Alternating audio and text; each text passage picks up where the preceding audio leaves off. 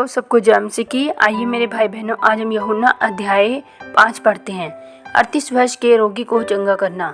इन बातों के पश्चात यहूदियों का एक पर्व हुआ और यीशु यरूशलेम को गया। यरूशलेम में भेड़ फाटक के पास एक कुंड है जो इब्रानी भाषा में बैतसदा कहलाता है। उसके 5 ओसरे हैं। इनमें बहुत से बीमार, अंधे, लंगड़े, सूखे अंग वाले हिलने की आशा में पड़े रहते थे, क्योंकि नियुक्त समय पर परमेश्वर के स्वर्गदूत कुंड में उतरकर पानी को हिलाया करते थे।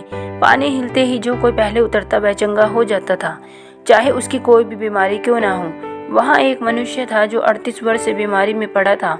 यीशु ने उसे पड़ा हुआ देखकर और यह जानकर कि वह बहुत दिनों से इस दशा में पड़ा है, उससे पूछा, क्या तू चंगा होना चाहता है? उस बीमार ने उसको उत्तर दिया, हे प्रभु, मेरे पास कोई मनुष्य नहीं जब पानी हिलाया जाए तो मुझे कुंड में उतारे, परंतु मेरे पहुँचते पहुँचते दूसरा मुझसे पहले उतर जाता है। यीशु ने उत्तर दिया, उठ और अपनी खाट उठा और चल फिर। वह मनुष्य तुरंत चंगा हो गया और अपनी खाट उठाकर चलने फिरने लगा। वह सबत का दिन था, इसलिए यहूदी उससे जो चंगा हुआ था कहने लगे, आज तो सबत का दिन है, तुझे खाट उठाना उचित नहीं। उसने उन्हें उत्तर दिया, जिसने मुझे चंगा किया उसी ने मुझसे कहा, अपनी खाट उठा और चल फिर। उन्होंने उससे पूछा, वह कौन मनुष्य है जिसने तुझसे कहा, खाट उठा और चल फिर? परंतु वह जो चंगा हो गया था वह नहीं जानता था कि वह कौन है, क्योंकि उस जगह में भीड़ होने के कारण यीशु वहाँ से हट गया था। इन बातों के बाद वह यीशु को मंदिर में मिला। यीशु ने उससे कहा, देख, तू चंगा हो गया है, फिर से पाप मत करना, ऐसा न हो कि इससे कोई भारी विपत्ति तुझ पर आ पड़े। उस मनुष्य ने जाकर यहूदियों से कह दिया, जिसने मुझे चंगा किया वह यीशु है। इस कारण यहूदी यीशु को सताने लगे, क्योंकि वह ऐसे काम सबत के दिन करता था। इस पर यीशु ने उनसे कहा, मेरा पिता अब तक काम करता है और मैं भी काम करता हूँ। इस कारण यहूदी और भी अधिक उसके मार डालने का प्रयत्न करने लगे, क्योंकि वह न केवल सबत के दिन की विधि को तोड़ता, परंतु परमेश्वर को अपने पिता कहकर और आपको परमेश्वर के तुल्य भी ठहराता है। पुत्र का अधिकार।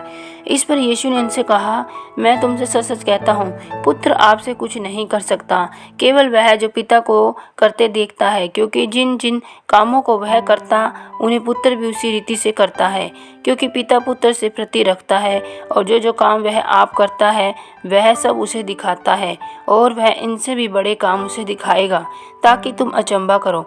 जैसा पिता मरे हुओं को उठाता और जिलाता है, वैसा ही पुत्र भी जिन्हें चाहता है उन्हें जिलाता है। पिता किसी का न्याय नहीं करता, परंतु न्याय करने का सब काम पुत्र को सौंप दिया है, और सब लोग जैसे पिता का आदर करते हैं वैसे ही पुत्र का भी आदर करें। जो पुत्र का आदर नहीं करता वह पिता का जिसने उसे भेजा है आदर नहीं करता।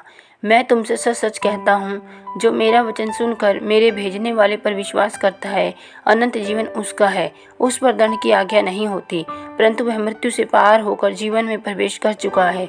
मैं तुमसे सच सच कहता हूँ, वह समय आता है और अब है जिसमें मृतक परमेश्वर के पुत्र का शब्द सुनेंगे, और जो सुनेंगे वे जिएंगे, क्योंकि जिस रीति से पिता अपने आप में जीवन रखता है, उसी रीति से उसने पुत्र को भी यह अधिकार दिया है कि अपने आप में जीवन रखे, वरन उसे न्याय करने का भी अधिकार दिया है, इसलिए कि वह मनुष्य का पुत्र है।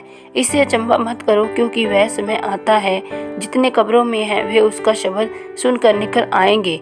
जिन्होंने भलाई की वे जीवन के पुनरुत्थान के लिए जी उठेंगे, और जिन्होंने बुराई की वे दंड के पुनरुत्थान के लिए जी उठेंगे। यीशु के संबंध में गवाही। मैं अपने आप से कुछ नहीं कर सकता, वैसा ही सुनता हूँ और वैसा ही न्याय करता हूँ। मेरा न्याय सच्चा है, क्योंकि मैं अपनी इच्छा नहीं परंतु अपने भेजने वाले की इच्छा चाहता हूँ। यदि मैं आप ही अपनी गवाही दूँ तो मेरी गवाही सच्ची नहीं। एक और है जो मेरी गवाही देता है, और मैं जानता हूँ कि मेरी जो गवाही वह देता है वह सच्ची है। तुमने यूहन्ना से पूछवाया और उसने सच्चाई की गवाही दी है, परंतु मैं अपने विषय में मनुष्य की गवाही नहीं चाहता। तो भी मैं ये बातें इसलिए कहता हूँ कि तुम्हें उद्धार मिले। वह तो जलता और चमकता हुआ दीपक था, और तुम्हें कुछ देर तक उसकी ज्योति में मगन होना अच्छा लगा, परंतु मेरे पास जो गवाही है वह यूहन्ना की गवाही से बड़ी है, क्योंकि जो काम पिता ने मुझे पूरा करने को सौंपा है, अर्थात यही काम जो मैं करता हूँ, वे मेरे गवाह है कि पिता ने मुझे भेजा है, और पिता जिसने मुझे भेजा है उसी ने मेरी गवाही दी है। तुमने न कभी उसका शब्द सुना न उसका रूप देखा है, और उसके वचन को मन में स्थिर नहीं रखते, क्योंकि जिसे उसने भेजा तुम उसका विश्वास नहीं करते। तुम पवित्र शास्त्र में ढूंढते हो क्योंकि समझते हो कि उसमें अनंत जीवन तुम्हें मिलता है, और यह वही है जो मेरी गवाही देता है। फिर भी तुम जीवन पाने के लिए मेरे पास आना नहीं चाहते। मैं मनुष्य से आदर नहीं चाहता, परंतु मैं तुम्हें जानता हूँ। तुम में परमेश्वर का प्रेम नहीं। मैं अपने पिता के नाम से आया हूँ और तुम मुझे ग्रहण नहीं करते। यदि अन्य कोई अपने ही नाम से आए तो उसे ग्रहण कर लोगे।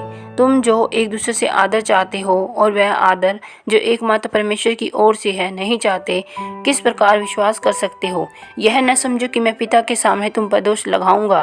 तुम पर दोष लगाने वाला तो मूसा है, जिस पर तुमने भरोसा रखा है। क्योंकि यदि तुम मूसा का विश्वास करते तो मेरा भी विश्वास करते, इसलिए कि उसने मेरे विषय में लिखा है।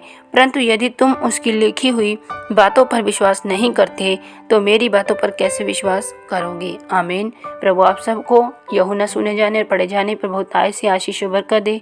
सबको जय मसीह की।